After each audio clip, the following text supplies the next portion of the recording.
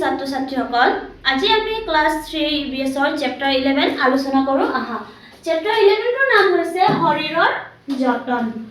কিছুমান সু অভ্যাস আৰু পুষ্টিকৰ আহাৰে আমাৰ শৰীৰটো সুস্থ কৰি ৰাখে শৰীৰৰ সুস্থ হৈ থাকিলে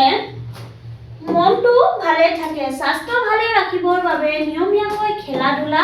আৰু ব্যায়াম কৰা অভ্যাস ইয়াৰ ফলত আমাৰ শৰীৰত তেজৰ চলাচল বৃদ্ধি পায় আৰু শৰীৰত সবল হয় আমি নিতৌ সময়তে শুব লাগে আৰু সময়তে শুৱাৰ পৰা উঠিব লাগে দিনটো কাম কৰাৰ ফলত আমি ভাগৰুৱা অনুভৱ কৰোঁ শুলে শৰীৰে জিৰণি পায় আৰু শৰীৰটো সতেজ হয় পুনৰ কাম কৰিবলৈ বল পাওঁ এতিয়া কি বুলি কোৱা হৈছে আমি শৰীৰৰ যতন ল'ব লাগে বুলি কোৱা হৈছে হয় না আমি কিছুমান সু অভ্যাস আৰু পুষ্টি আহাৰৰে কি হয় আমাৰ শৰীৰটো সুস্থ কৰি ৰাখে হয় না শৰীৰ সুস্থ থাকিলে কি হয় আমাৰ মন ভাল হয় আৰু সুস্থ স্বাস্থ্য আমি ভাল ৰাখিবলৈ কি কৰিব লাগিব নিয়মীয়াকৈ খেলা ধূলা ব্যায়াম কৰিব লাগিব হয় না কম আহা ওপৰৰ ছবিকেইখনত কি কাম কৰি থকা দেখিছা এতিয়া আমি ওপৰত কি কাম কৰি থকা দেখি পাইছো গা ধুই থকা ফুটবল খেলি থকা হয় না আহাৰ খাই থকা ব্ৰাছ কৰি থকা ল'ৰা ছোৱালীয়ে খেলি আছে ব্যায়াম কৰিছে ছোৱালীজনী কি কৰিছে মাকে চুলি ফনিয়াই দিছে এয়া ল'ৰাজনে স্প্ৰিং খেলি আছে আৰু ছোৱালীজনী কি কৰিছে নখ কাটি আছে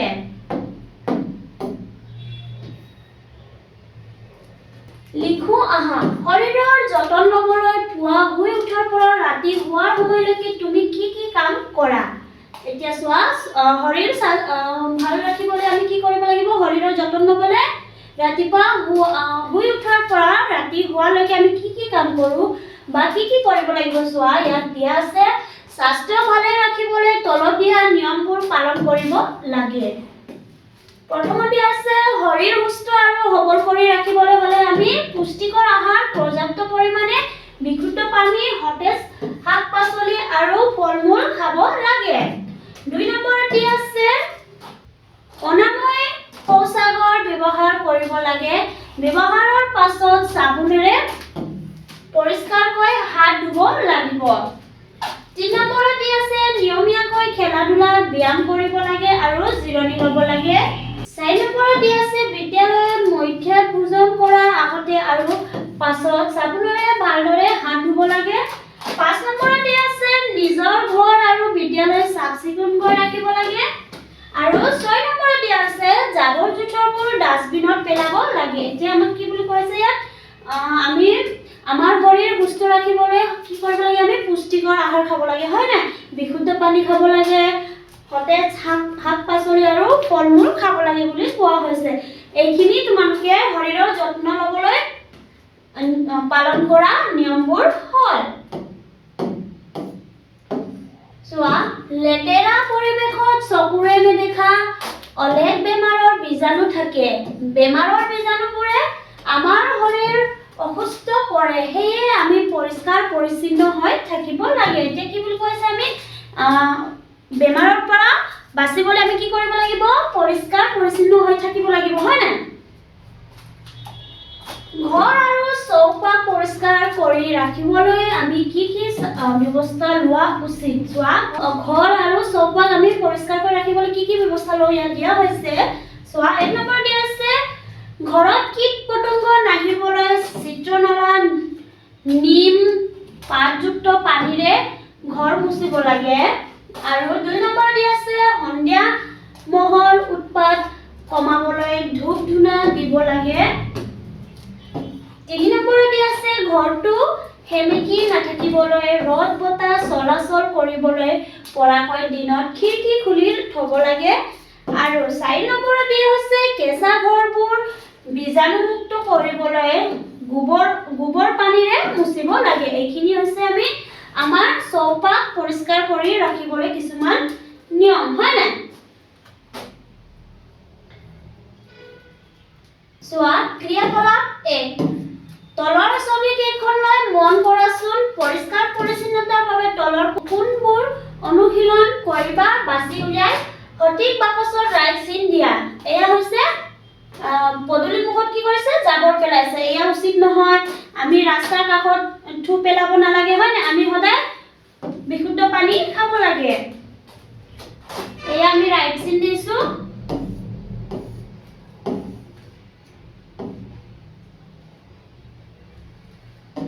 এতিয়া চোৱা আমি যেতিয়া আমাৰ সৰ্দি হয় হয় না তেতিয়া আমি কি কৰিব লাগিব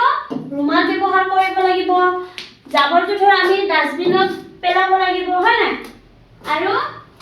এয়া আছে নখ কাটিব লাগিব চুলি ফনিয়াব লাগিব আৰু এয়া আমি ৰাস্তাত লৈ থকা টুকুৰি মিঠাইখিনি আমি কি কৰিব লাগিব খাব নালাগে কিয়নো ইয়াত কি হয় কীট পতংগ উৰি থাকে হয় না এতিয়া চোৱা ক্ৰিয়াকলাপ 2 চাফ চিকুণ হৈ থাকিবলৈ তোমালোকে কি কি অনুশীলন কৰা তাৰ এখন তালিকা প্ৰস্তুত কৰা শিক্ষকৰ সহায় লবা এতিয়া ইয়াত কি বুলি কোৱা আছে চাফ চিকুণকৈ থাকিবলৈ কি কি অনুশীলন পালন কৰা তাৰ কি কৰিব কোৱা আছে তালিকা প্ৰস্তুত কৰিবলৈ কোৱা হৈছে হয়নে আমি চাফ চিকুণকৈ কেনেকৈ থাকো ৰাতিপুৱা উঠি আমি কি কৰো দাঁত ব্ৰাছ কৰো হয়নে বাথৰুম যাও গা ধু আৰু আমি নখ কাটো চুলি ফনিয়াও চুলি তেল ঘহো ইত্যাদি আমি চাফ চিকুণকৈ থাকো হয়নে তোমালোকে ধুনীয়াকৈ নিজৰ মতে দিলে হ'ব চোৱা ক্ৰিয়াকলাপ 3 শৰীৰৰ যতনৰ বাবে অনুশীলন কৰিবলগীয়া কিছুমান কাৰ্য তলত উল্লেখ কৰা হৈছে সেইবোৰ তুমি কেইদিনৰ মূৰে মূৰে অনুশীলন কৰা তালিকাখনত লিখা ইয়াত চোৱা দিয়া হৈছে গা ধোৱা দাঁত ঘহা নখ কটা চুলি কটা খেলা ধূলা ইত্যাদি দিয়া আছে হয় না সেইখিনি তোমালোকে নিজৰ মতেও লিখিব পাৰা চোৱা মই ইয়াত দেখুৱাই দিছো প্ৰতিদিনে আমি কি কৰো গা ধু দাঁত ঘহো হয় না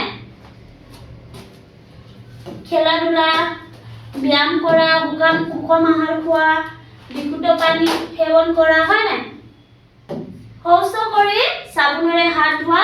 বিদ্যালয় ইউনিফৰ্ম ধোৱা এয়া আমি সদায় ধুব পাৰো আৰু সপ্তাহত আমি কি কৰো নখ কাটো চুলি কাটো হয় না তোমালোকে নিজৰ মতে ধুনীয়াকৈ এয়া খালী বাকচত লিখি ল'বা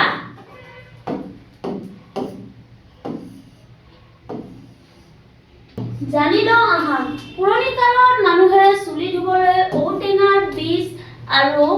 মণিচালৰ গুটি ব্যৱহাৰ কৰিছিল দাঁত ঘঁহিবলৈ নিম আৰু সৌৰা গছৰ ডাঠি আদি ব্যৱহাৰ কৰিছিল পুৰণি কালত কি কৰিছিল বুলি কোৱা হৈছে চুলি ধুবলৈ ঔটেঙাৰ বীজ আৰু মণিচালৰ গুটি ব্যৱহাৰ কৰা হৈছিল কিয়নো আজিকালি কি হয় আমি চাবোনেৰে শ্যাম্পুৰে মাথা ধুওঁ হয় না চুলি ধুওঁ আৰু কলগেটেৰে ব্ৰাছ কৰোঁ লিখো আহা পৰিষ্কাৰ পৰিচ্ছন্নতাৰ বাবে অতীতত আৰু কি কি সামগ্ৰী ব্যৱহাৰ কৰিছিল ডাঙৰৰ পৰা জানি লৈ লিখা এতিয়া তোমালোকৰ কাম যেনে দাঁত ব্ৰাছ কৰিবলৈ আগত নিম আৰু সৌৰা গছৰ ডাঠি ব্যৱহাৰ কৰিছিল হয় না এনেধৰণে তোমালোকে কিছুমান পুৰণি কালত ব্যৱহাৰ কৰা সামগ্ৰীৰ নাম লিখি ল'বা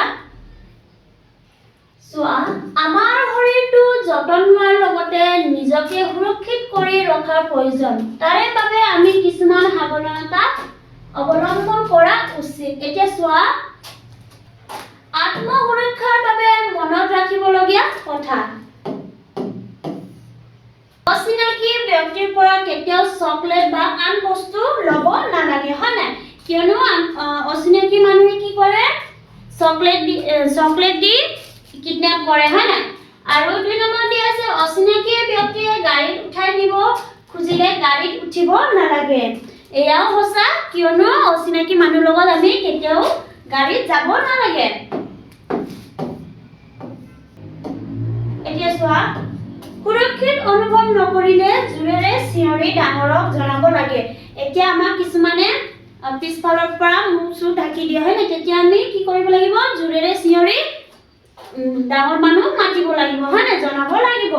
বিপদজনক পৰিৱেশৰ পৰা আঁতৰি থাকিব লাগিব চোৱা লিখো আহা তোমালোকে খেলা ধূলা কৰি থাকোঁতে কি কি সাৱধানতা ল'লে সুৰক্ষিত হৈ থাকিবা আলোচনা কৰি লিখা শিক্ষক আৰু অভিভাৱকৰ সহায় ল'বা এতিয়া আমি খেলা ধূলা কৰি থাকোঁতে কি কি সাৱধানতা ল'ব লাগে যাতে আমি ভাল জেগাত খেলো হয় না, য'ত হিল নাথাকে। হিল থাকিলে কি হয়, আমি দুখ পাওঁ। য'ত আমি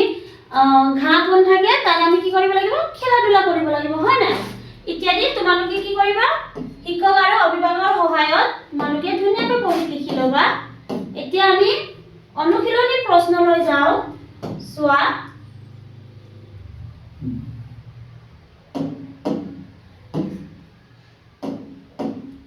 এক নম্বৰ প্ৰশ্ন হৈছে উত্তৰ লিখা। ক নম্বৰ হৈছে স্বাস্থ্য ভালে ৰাখিবলৈ তুমি অনুশীলন কৰা দুটা কামৰ নাম লিখা। এতিয়া আমি কি কৰিব লাগিব, স্বাস্থ্য ভাল ৰাখিবলৈ দুটা অনুশীলন কৰা কামৰ নাম লিখিব লাগিব হয় না। তোমালোকে নিজৰ মতেও লিখিব পাৰা। চোৱা, মই দি দিছো এক নম্বৰত ব্যায়াম কৰা আৰু 2 নম্বৰত সুষম আহাৰ খোৱা। খ নম্বৰ প্ৰশ্ন হৈছে নিজৰ সুৰক্ষাৰ বাবে ল'ব লগা দুটা সাৱধানতা। উত্তৰত আমি লিখিম যে নিজৰ সুৰক্ষাৰ বাবে ল'ব লগা দুটা সাৱধানতা হ'ল, 1 নম্বৰ আছে অচিনাকি ব্যক্তিৰ পৰা কেতিয়াও চকলেট বা আন বস্তু ল'ব নালাগে। 2 নম্বৰতে আছে সুৰক্ষিত অনুভৱ নকৰিলে জোৰেৰে চিঞৰি ডাঙৰক জনাব লাগে। 2 নম্বৰ প্ৰশ্ন হৈছে শুদ্ধ উত্তৰটো ৰাইট চিন দিয়া। এতিয়া আমি এই প্ৰশ্নখিনি কি কৰিব লাগিব, শুদ্ধ উত্তৰৰ ৰাইট চিন দিব লাগিব হয় না। চোৱা, ক নম্বৰ প্ৰশ্ন হৈছে আহাৰ খালে আমি কাম কৰিবলৈ শক্তি পাওঁ। এয়া হ'ব শুদ্ধ, কিয়নো আমি আহাৰ খালে কি হয়, আমি শক্তি পাওঁ হয় না কাম কৰিবলৈ। খ নম্বৰ হৈছে য'তে ত'তে থু ঠেকা পেলাব নালাগে। এয়া হ'ব অশুদ্ধ। গ নম্বৰ হৈছে অচিনাকি ব্যক্তিয়ে কৰবালৈ যাবলৈ লগ ধৰিলে যাব লাগে। এয়া হ'ব অশুদ্ধ, কিয়নো আমি অচিনাকি মানুহলৈ যাব নালাগে। ঘ নম্বৰ হৈছে মহৰ উৎপাত কমাবলৈ ধূপ ধূনা দিব লাগে। এয়া হ'ব শুদ্ধ। 3 নম্বৰ প্ৰশ্ন হৈছে খালী ঠাই পূৰ কৰা। ক নম্বৰ সু অভ্যাস আৰু আমাৰ শৰীৰৰ সুস্থ কৰি ৰাখে কিহে? সু অভ্যাস আৰু পৰিচ্ছন্নতাই আমাৰ শৰীৰটো সুস্থ কৰি ৰাখে। খ নম্বৰ হৈছে সুৰক্ষিত অনুভৱ নকৰিলে চিঞৰি ডাঙৰক জনাব লাগে। গ নম্বৰ প্ৰশ্ন হৈছে লেতেৰা পৰিৱেশত চকুৰে নেদেখা হ'লে জীৱাণু থাকে। ঘ নম্বৰ প্ৰশ্ন হৈছে শৌচ কৰাৰ পাছত হাত চাবোনেৰে ধুব লাগে।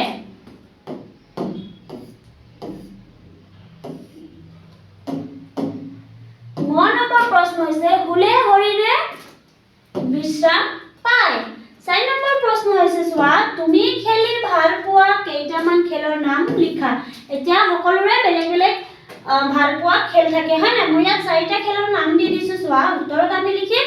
ফুটবল, ক্ৰিকেট, দৌৰ আৰু লুকা-চুৰি। 5 নম্বৰ প্ৰশ্ন হৈছে শৰীৰ সুস্থ আৰু সবল কৰি ৰাখিবলৈ কি কি খাব লাগে লিখা। এতিয়া চোৱা, উত্তৰত আমি লিখিম যে শৰীৰ সুস্থ আৰু সবল ৰাখিবলৈ ফল-মূল, শাক-পাচলি, গাখীৰ, কণী, দাইল, মাছ, মাংস আৰু সুষম আহাৰ খাব লাগে। ছাত্ৰ-ছাত্ৰীসকল, আজিৰ ক্লাছ আমি ইয়াতে সামৰণি মাৰিছো। ধন্যবাদ।